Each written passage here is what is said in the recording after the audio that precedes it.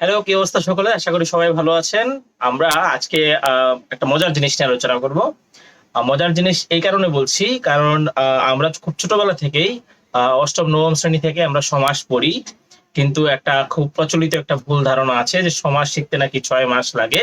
তো আমরা আমাদের আজকের এই ভিডিওতে সমাস একদম যতটুকু শর্টকাট করা যায়, শর্টকাট কি শর্টকাট না আসলে টেকনিক্যালি, যে আমরা খুব টেকনিক্যালি সমাস আজকে নির্ণয় করব, যে একটা সমাস দেখেই ব্যাস বাক্য না করেই কিভাবে আমরা সমাসটা নির্ণয় করে ফেলতে পারি, সেই জিনিসটা আমরা আজকে শিখবো। তো সমাস মূলত আমরা নর্মালি যে বইগুলোতে দেখি বা যেভাবে আমরা সমাস শিখি, যে কোনো একটা সমস্ত পদের যখন আমরা কিনা ব্যাস বাক্য করি, তখন ব্যাস বাক্য করার পর তারপর আমরা ভেঙে ভেঙে আমরা সমাস নির্ণয় করার চেষ্টা করি বা বাই ডেফিনেশন আমরা পড়ার চেষ্টা করি। কিন্তু এভাবে আসলে সমাস নির্ণয়টা একটু কঠিন হয়ে যায়। এর মধ্যে আরো বেশ কিছু এক্সেপশন জিনিস আছে, যেগুলো আমরা আসলে সমাস নির্ণয় করতে গিয়ে আসলে কিছুটা কনফিউজড হয়ে যাই। তো আজকে আমরা যে জিনিসটা করবো সেটা হচ্ছে ব্যাস বাক্য না করেই, অর্থাৎ সমস্ত পদটা দেখেই ওইটার উপর ভিত্তি করে আমরা সমাস নির্ণয় করাটা শিখে ফেলবো, এবং নেক্সট টাইম থেকে যখন আমরা দেখবো সমাস যে কোনো জায়গায়, তখন ওই সমস্ত পদটা দেখেই আমরা কিন্তু বলে ফেলতে পারবো যে আসলে এটা কোন সমাস। তো চলুন শুরু করি আমাদের আজকের ভিডিও, সমাস। এর আগে বলে নিই, যারা আমার চ্যানেলটি এখনো সাবস্ক্রাইব করেননি তারা অবশ্যই সাবস্ক্রাইব করে বেল বাটনটি প্রেস করে দিবেন, যাতে পরবর্তীতে আমার আপলোড করা ভিডিওগুলো আপনাদের সামনে চলে আসে। এবং যারা অলরেডি সাবস্ক্রাইব করে নিয়েছে তাদের সবাইকে থ্যাংক ইউ সো মাচ।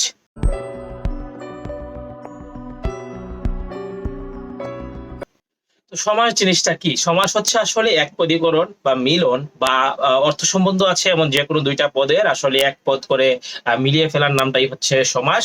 যেমন একটা লম্বা একটা শব্দ যদি আমরা বলি যে সিংহ চিহ্নিত আসন, হচ্ছে সিংহাসন, তো সিংহ চিহ্নিত আসন না বলে আমরা এক কথায় এটাকে বলছি সিংহাসন। তো এটাই আসলে হচ্ছে সমাস। তো সমাস পড়ার আগে আমাদের কয়েকটা জিনিস, যেহেতু আমরা টোটাল টেকনিক্যাল ভাবে বা ট্রিক্স এর মাধ্যমে আমরা সমাস যাচাই করব বা সমাসকে শনাক্ত করব, সেহেতু আমাদেরকে কয়েকটা জিনিস খুব ক্লিয়ার ভাবে মাথায় রাখতে হবে। তারপরে কিন্তু আমরা সমাস কি জিনিসটা আমরা সহজে বুঝতে পারবো। প্রথম যে জিনিসটা হবে, যেমন আমরা একটা জিনিস লিখি, যেমন নর্মাল জিনিসটা কি, সিংহ সিংহ চিহ্নিত আসন। এই সিংহ চিহ্নিত আসনটা হচ্ছে, আমরা এটাকে সমাস করে এটাকে বলতেছি সিংহাসন। সিংহ চিহ্নিত আসন, এটা হচ্ছে সিংহাসন। তো এইখানে বেশ কয়েকটা জিনিস আমাদেরকে আগে খেয়াল করতে হবে। যেমন যে যে পদগুলো মিলে সমাস হয় সবগুলাকে হচ্ছে আসলে সমস্যমান পদ বলতেছি আমরা, এগুলাকে বলতেছি সমস্যমান পদ। এই সমস্যমান পদ, এই সবগুলো পদই হচ্ছে আসলে সমস্যমান পদ। এবং এই যে জিনিসটা, এই পুরোটা জিনিস অর্থাৎ বাম দিকের পুরোটা জিনিস, এটা হচ্ছে আসলে ব্যাস বাক্য বলতেছি আমরা এটাকে, ব্যাস বাক্য। তো এই ব্যাস বাক্য থেকে আসলে যে জিনিসটা পাই সেটা হচ্ছে আমাদের সমাস, এবং এইটাকে আমরা বলতেছি সমাস নিষ্পন্ন পদ বা সমস্ত পদ বলতেছি, এটাকে আমরা সমস্ত পদ বলছি। এই সমস্ত পদটা আসলে দুই ভাগে বিভক্ত। যেমন জিনিসটা, এটা হচ্ছে আমাদের মূল ট্রিক্স, অর্থাৎ এই জিনিসটা আমাদেরকে বুঝতেই হবে, এটা না বুঝলে আসলে আমরা শর্টকাট ট্রিক্সটা ইউজ করতে পারবো না। তো এই যে সিংহাসন জিনিসটা আমরা লিখছি, সিংহাসন, এই সিংহাসন জিনিসটা মূলত দুইটা শব্দ থেকে এসেছে, একটা হচ্ছে সিংহ এবং আরেকটা হচ্ছে আসন। তো এই সিংহ এবং আসন, এই দুইটা জিনিস যদি আমরা এখানে ভেঙে লিখি, সিংহ আরেকটা হচ্ছে প্লাস আসন। তো এই যে জিনিসটা, অর্থাৎ দুইটা শব্দ আমরা পাইলাম, সিংহ এবং আসন, এই প্রথমটাকে বলতেছি আমরা পূর্বপদ, পূর্ব পদ, আর এটা হচ্ছে পরপদ বা উত্তরপদ বলে অনেক সময়, পূর্বপদ এবং পরপদ। অর্থাৎ এই যে সমস্ত পদ, সমস্ত পদটাকে যদি আমরা ভাঙি তাহলে মূলত আমরা কয়েকটা পদ পাই, কয়েকটা মানে ম্যাক্সিমাম দুইটা পদ আমরা পাই। তাহলে এই যে সিংহ এবং আসন, অর্থাৎ হচ্ছে এক এবং দুই, দুইটা পদ, এই দুইটা পদের প্রথমটাকে আমরা বলবো পূর্বপদ এবং পরেরটাকে আমরা বলবো পরপদ। এইটুক সেন্স যদি ক্লিয়ার থাকে তাহলে সমাস কিন্তু নির্ণয় করা খুবই সহজ। তাহলে আমরা কি কি শিখলাম একটু খেয়াল করি। সিংহ চিহ্নিত আসন, এই পুরোটা হচ্ছে ব্যাস বাক্য। এই ব্যাস বাক্যের মধ্যে যে পদগুলো থাকবে সবগুলো পদ হচ্ছে আমাদের কি বলে, সমস্যমান পদ। তো আমরা এই প্রথম পদটাকে আমরা বলতেছি এটা হচ্ছে পূর্বপদ, এটা হচ্ছে উত্তরপদ, এবং এটাকে মধ্যপদ বলে, যদি আমাদের মধ্যপদের কোনো কাজ নাই তাই আমি আলাদা করে কিছু বলিনি এটা নিয়ে। আর যে জিনিসটা সমাস যে নিষ্পন্ন যখন হয়ে যাবে, তখন সমাস নিষ্পন্ন যে পদটা থাকবে এটাকে আমরা বলবো সমস্ত পদ। এবং এই সবগুলা জিনিস মিলে কিন্তু এক পদীকরণ করে যেটা হয়েছে সেটা হচ্ছে সিংহাসন। তার মানে সিংহ চিহ্নিত আসন, এই পুরোটা থেকে হয়েছে সিংহাসন। এই সিংহাসনটা হচ্ছে সমস্ত পদ এবং এইগুলা সবগুলা একসাথে এক পদীকরণ করে কিন্তু আমাদের সিংহাসনটা পেয়েছি। তো এই সিংহাসনের মধ্যে যে পদগুলো থাকবে, পূর্বপদ এবং পরপদ, এই দুইটা জিনিস আমাদের মাথায় খুব স্ট্রং ভাবে দুইটা জিনিস রাখতে হবে, তারপরে কিন্তু আমরা সমাস জিনিসটা আসলে বুঝতে পারবো। তো সমাস মূলত হচ্ছে যখন বিভিন্ন পরীক্ষায় আসে, বা আমাদের একদম বেসিক সেন্স থেকে যদি আমরা বলতে চাই যে অমুক কোন সমাস, তমুক কোন সমাস, যেমন আপনাকে কেউ প্রশ্ন করলো মন মাঝি কোন সমাস, তাহলে এটা আমরা মুখস্থ থেকে অনেকটা বলে দিতে পারি যে মন রূপ মাঝি, অর্থাৎ মন মাঝি, এটাকে বলতেছি আমরা মধ্যপদলোপী কর্মধারয় সমাস, সরি রূপক কর্মধারয় সমাস। তাহলে যেখানে রূপ থাকে এখানে সাধারণত রূপক কর্মধারয় সমাস হয়, বা সিংহ চিহ্নিত আসন এটাও কর্মধারয় সমাস। মা বাবা যদি বলি তাহলে এটাকে আমরা বলতেছি দ্বন্দ্ব সমাস, বা চার রাস্তার সমাহার চৌরাস্তা, এটাকে আমরা বলতেছি দ্বিগু সমাস। একদম কমন সেন্স থেকে এগুলো বলে দেওয়া যায়।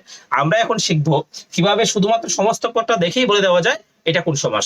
পরবর্তীতে আমরা ডিটেলস ভিডিও তৈরি করবো যাতে করে ওই সমাসের ভিতরের যে সমাসগুলো আছে ওইগুলো নিয়ে যেতে আলোচনা করা যায়। তাহলে আমাদের এখন কাজ হচ্ছে পরপদ দেখবো এবং বলবো কোন সমাস। পরপদ দেখবো, পরপদের দিকে তাকিয়ে জাস্ট 1 সেকেন্ডে বলে ফেলবো এটা কোন সমাস। তো চলুন, সমাস মূলত যে 6 প্রকার, আমরা এই 6 প্রকার আগে শিখি কোন কোন প্রকার সমাস আছে, তারপর আমরা এর পাশেই 2-1টা করে এক্সাম্পল লিখে আমরা ব্যাপারটা বুঝে ফেলবো। তো সমাস মূলত হচ্ছে আসলে 6 প্রকার। আমি অনেক কিছু আমার পেছনে আগেই লিখে নিয়েছি যাতে ভিডিও লম্বা না হয়ে যায় লিখতে লিখতে। তো সমাস যে 6 প্রকার সেগুলো হচ্ছে, প্রথমটা হচ্ছে দ্বন্দ্ব সমাস, কর্মধারয় সমাস, তৎপুরুষ সমাস, বহুব্রীহি সমাস, দ্বিগু সমাস, অব্যয়ীভাব সমাস।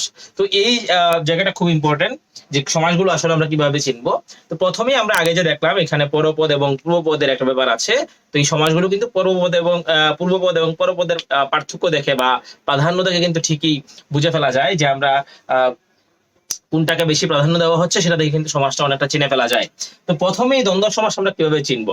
দ্বন্দ্ব সমাস চেনার উপায় হচ্ছে এটা পূর্বপদ এবং পরপদ দুইটাকে সমান প্রাধান্য দিবে, অর্থাৎ হাইলাইট করবে দুইটাকেই সমানভাবে। যেমন আমি এখানে একটা এক্সাম্পল লিখেছি, মা এবং বাবা, বা মা ও বাবা, মা ও বাবা, আয় ও ব্যয়, আয় এবং ব্যয়, আয় ব্যয়। এই দুইটা জিনিসের মধ্যে আপনি কিন্তু দেখেন কোনটাকে কিন্তু বাদ দিয়ে আর একটা ফুল অর্থ বা মিনিংটাকে কিন্তু আমরা বুঝতে পারছি না।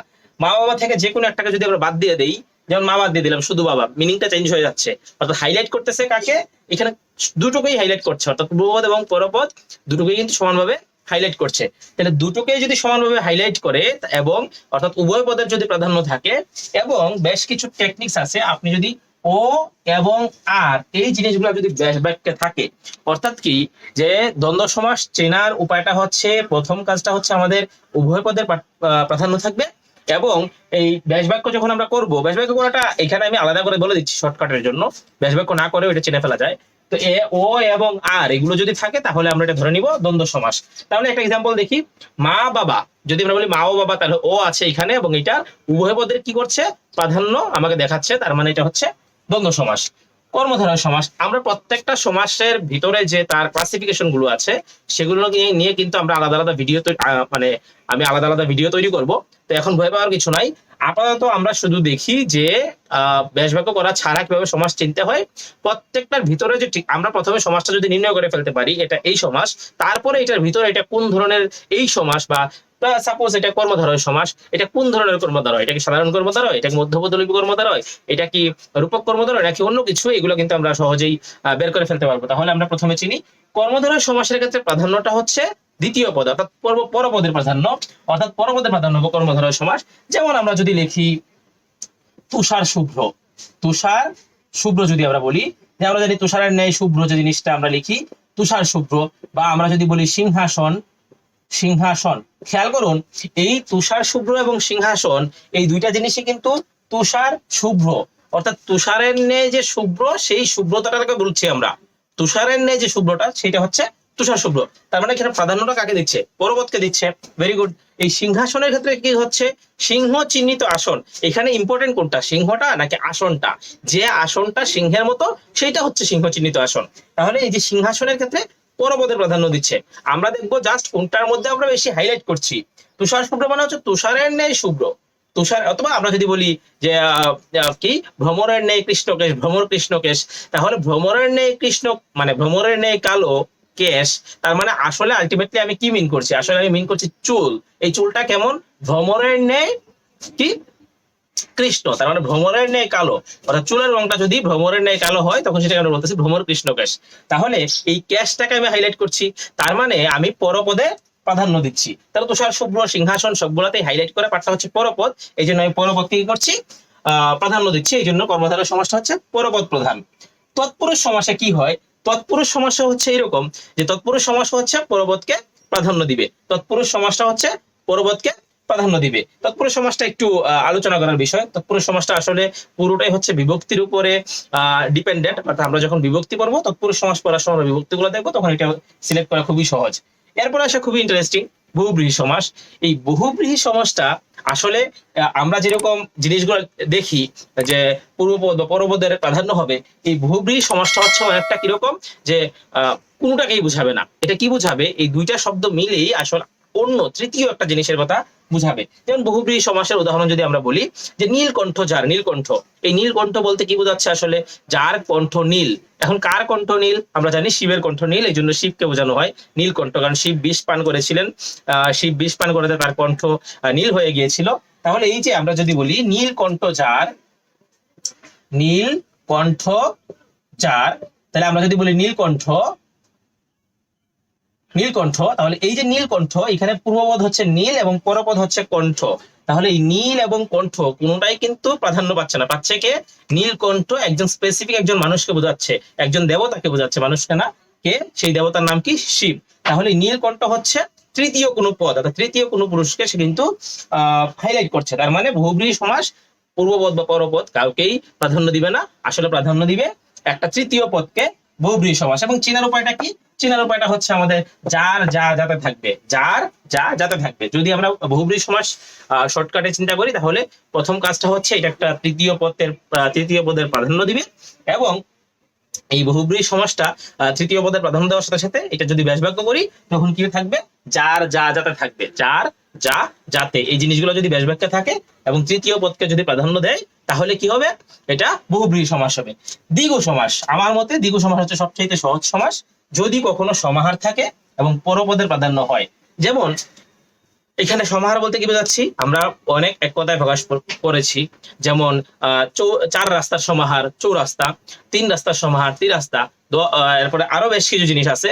তো এই সবগুলা সমাস যদি আমরা চিন্তা করি, তাহলে আসলে এই যে আমরা কি বলতেছি যে চৌরাস্তা, একটু খেয়াল করুন, চৌরাস্তা, তার মানে এটাকে যদি আমরা একটু ভাঙি, তাহলে এটা হচ্ছে চার রাস্তা। তাহলে এই চার রাস্তা যেটা বলতেছি আমরা, এই চারটা হচ্ছে পূর্বপদ, রাস্তা হচ্ছে পরপদ। তাহলে এই চৌরাস্তা জিনিসটা কি হচ্ছে আসলে, যে পূর্বপদ এবং পরপদ কাকে এখানে প্রাধান্য দিচ্ছে, কোনটা ইম্পর্টেন্ট, চারটা ইম্পর্টেন্ট নাকি রাস্তাটা ইম্পর্টেন্ট? অবশ্যই রাস্তাটা ইম্পর্টেন্ট। চৌরাস্তা বলতেছি যে চারটা রাস্তার মাথা যেখানে মিলেছে সেটা হচ্ছে চৌরাস্তা, তার মানে এটা হচ্ছে পরপদ প্রধান। এবার একটা সমাস আমরা পড়বো অব্যয়ীভাব সমাস, সেটা হচ্ছে আচ্ছা আমি দ্বিগু সমাসটা একটু বলি। দ্বিগু সমাসে হচ্ছে সমাহার থাকবে, শর্টকাটে চেনার উপায়টা হচ্ছে দ্বিগু সমাসের সমাহার থাকবে এবং সাথে পরপদ প্রধান হবে। অব্যয়ীভাব সমাসে আসি। অব্যয় বলতে যে জিনিসগুলো বোঝায়, আমরা যখন পদ প্রকরণ পড়েছিলাম তখন পদের মধ্যে বিশেষ্য বিশেষণ সর্বনাম অব্যয় এবং ক্রিয়া, তো অব্যয় পদ থাকবে এবং পূর্বপদের প্রাধান্য পাবে। পূর্বপদ প্রাধান্য বলতে কি বোঝায়, আমরা একটা জিনিস যদি দেখি, যেমন ধরুন আমিষের অভাব, নিরামিষ, আমিষের অভাব, বা ধরুন আমরা নেই কাজ বা অকাজ, যেটাকে আমরা বলতেছি নেই কাজ, বা এরকম বেশ কিছু জিনিস আছে যে অব্যয়ীভাব সমাসটার মধ্যে প্রাধান্য হচ্ছে আমাদের পূর্বপদের, অর্থাৎ পূর্বপদটাই আমার প্রাধান্য পাবে। এবং সাথে করে এই অব্যয়ীভাব সমাসের আরেকটা মজার জিনিস হচ্ছে, কয়েকটা জিনিস ব্যাস বাক্যে থাকলে আমরা খুব ইজিলি দেখতে পারি। সেটা কি, যে অ না নাতি বে, এই জিনিসগুলো যদি থাকে তখন আমরা এটাকে বলবো অব্যয়ীভাব সমাস। তাহলে আমরা এই ব্যাপারটা আরেকবার একটু রিভিউ করি। অব্যয়ীভাব সমাসের ক্ষেত্রে পার্থক্য হচ্ছে পূর্বপদের এবং থাকবে অ না নাতি বে, এই জিনিসগুলো যদি থাকে তাহলে সেটাকে আমরা বলবো অব্যয়ীভাব সমাস। তো প্রথম থেকে যদি আরেকবার একটু বলি, দ্বন্দ্ব সমাস হচ্ছে সেই সমাস যে সমাসে উভয় পদের প্রাধান্য থাকবে এবং ও এবং কিন্তু কিন্তু না, ও এবং আর এই জিনিসগুলো থাকবে, সেটা হচ্ছে আমাদের দ্বন্দ্ব সমাস। কর্মধারয় সমাসের প্রাধান্য হচ্ছে পরপদের প্রাধান্য এবং যে, যিনি, তিনি তারপর হচ্ছে আমাদের আগে পরে ন্যায় রূপ এই জিনিসগুলো থাকবে, তখন এটাকে আমরা বলবো কর্মধারয় সমাস। তার পরবর্তীতে হচ্ছে তৎপুরুষ সমাস। তৎপুরুষ সমাস হচ্ছে পরপদের প্রাধান্য থাকবে এবং পরপদের প্রাধান্য থাকবে এবং এই জিনিসগুলোতে বিভক্তি লোপ পাবে। অর্থাৎ তৎপুরুষ সমাসে কি হবে, প্রথমা দ্বিতীয় তৃতীয়া চতুর্থী পঞ্চমী ষষ্ঠী সপ্তমী এই যে বিভক্তিগুলো আছে, বিভক্তিগুলো লোপ পেয়ে যাবে। বিভক্তি আরো অনেক সমাসে লোপ পায়, তো আমরা সমাস যখন ডিটেলস প্রত্যেকটা সমাস আলাদা আলাদা বলবো তখন আমরা দেখবো। তার পরবর্তীতে আছে কি বহুব্রীহি সমাস। বহুব্রীহি মানে বহু মানে অনেক, আর ব্রীহি মানে ধান, অর্থাৎ অনেক রকম ধান যার, কিন্তু আসলে বহুব্রীহি মানে হচ্ছে অন্যটাকে বোঝাচ্ছে। যেমন পূর্বপদ বা পরপদকে না বুঝিয়ে এটা আসলে তৃতীয় কোনো পদকে বোঝাবে, অন্য কোনো একটা পদকে বোঝাবে, তখন আমরা এটাকে বলবো বহুব্রীহি সমাস। বহুব্রীহি সমাসে কি থাকবে, যা যাতে থাকবে, যার যা যাতে এই জিনিসগুলো থাকবে এবং কি বলতেছি আমরা, তৃতীয় কোনো পদকে যখন সে মিনিং করবে বা দ্বিতীয় কোনো পদকে সে যখন হাইলাইট করবে বা প্রাধান্য দিবে, তখন আমরা এটাকে বলবো বহুব্রীহি সমাস। দ্বিগু সমাস, সহজ সমাস বলেছিলাম আমরা, যদি সমাহার থাকে এবং এটা যদি পরপদকে প্রাধান্য দেয় তাহলে এটা হচ্ছে আমাদের দ্বিগু সমাস হবে। অব্যয়ভাব সমাসটা কি, অব্যয়ভাব সমাসটা হচ্ছে এটার মধ্যে অব্যয়পদ থাকবে, অর্থাৎ অব্যয়ের প্রাধান্য থাকবে এবং পূর্বপদের যদি প্রাধান্য হয় তখন এটা অব্যয়ভাব সমাস হবে। অর্থাৎ ও, অনা, নাতি, বে এই জিনিসগুলো যদি থাকে তখন আমরা এটাকে অব্যয়ভাব সমাস বলতে পারবো। তো সমাসের নির্ণয়ের ক্ষেত্রে আমরা প্রথম যে জিনিসটা বলতে হয়, সমাসটা কোন রকমের সমাস এবং কোন ধরনের সমাস, এবং তারপর এটা কোন ওই ধরনের মধ্যে একটু স্পেসিফিক্যালি যদি বলি, যেমন ধরেন দ্বিতীয় তৎপুরুষ, তৃতীয় তৎপুরুষ, চতুর্থ তৎপুরুষ, পঞ্চমী তৎপুরুষ। তৎপুরুষের মধ্যে অনেকগুলো ভাগ আছে, দ্বন্দ্ব সমাসের মধ্যে অনেকগুলো আছে, একশেষ দ্বন্দ্ব আছে, মিলনার্থক দ্বন্দ্ব আছে, সমার্থক দ্বন্দ্ব আছে, বিপরীতার্থক দ্বন্দ্ব আছে। তো এই জিনিসগুলো আসলে দ্বন্দ্ব সমাস যদি আমি প্রথমে না বুঝি তাহলে এর ভিতরে কিন্তু আসলে কোনো কিছুটাই বোঝা যাবে না। তাহলে এই সমাস পড়তে গিয়ে আমাদেরকে শর্টকাট জিনিস যদি আমরা চিন্তা করি তাহলে মনে রাখতে হবে কোনটা কোন পদের প্রাধান্য পেয়েছে। যেমন দ্বন্দ্ব সমাস উভয় পদের প্রাধান্য পেয়েছে, কর্মধারয় সমাস পরপদের প্রাধান্য পেয়েছে, তারপর হচ্ছে আমাদের বহুব্রীহি সমাস তৃতীয় পদের বা অন্য কোনো পদের প্রাধান্য পেয়েছে, দ্বিগু সমাসে পরপদের প্রাধান্য পেয়েছে, তারপর কি আছে তৎপুরুষ সমাসে পরপদের প্রাধান্য পেয়েছে, অব্যয়ভাব সমাসে পূর্বপদের প্রাধান্য পেয়েছে। এই প্রাধান্যগুলো যদি আমরা ধরতে পারি মিনিং থেকে তাহলে কিন্তু খুব সহজেই সমাস নির্ণয় করাটা যায়, টেকনিকটা ইউজ করা যায়। তো আমরা এখন পরবর্তী ভিডিওগুলোতে আমরা প্রত্যেকটা সমাসের ডিটেলস আলোচনা করব, সেখানে কোন কোন সমাসকে কেন কেন ওই সমাস বলা হয় বা ভেঙে ভেঙে আমরা দেখবো উদাহরণ বিশ্লেষণ করে। তো সে পরবর্তী ভিডিওর জন্য আশা করি সবাই অপেক্ষা করবেন। আর এই ভিডিওটি দেখার পর যদি কেউ না বুঝেন, আমার মনে হয় খাতা এবং কলম নিয়ে আপনারা যদি বসে যান তাহলে সমাস নির্ণয় করার টেকনিকগুলো কিন্তু খুবই ইজি। আশা করি আপনারা পারবেন। যদি না পারেন ভিডিওটা আবার দেখবেন, তারপরে যদি না পারবেন, কোথাও বুঝতে সমস্যা হলে অবশ্যই আমার কমেন্ট বক্সে কমেন্ট করবেন, অথবা ফেসবুকে আমার সাথে কানেক্ট হতে পারেন, যার লিংক ডেসক্রিপশনে দেওয়া থাকবে। আর যারা এখনো সাবস্ক্রাইব করেননি আমার চ্যানেলটি অবশ্যই সাবস্ক্রাইব করুন। যদি মনে করেন আপনি আমার চ্যানেল থেকে ভিডিও দেখে উপকৃত হচ্ছেন তাহলে অবশ্যই বন্ধুদের সাথে শেয়ার করুন। তো নেক্সট ভিডিওতে দেখা হচ্ছে। এই ভিডিওতে আপাতত এই পর্যন্তই। আশা করি ভিডিওটি ভালো লেগেছে। সবাইকে অনেক ধন্যবাদ।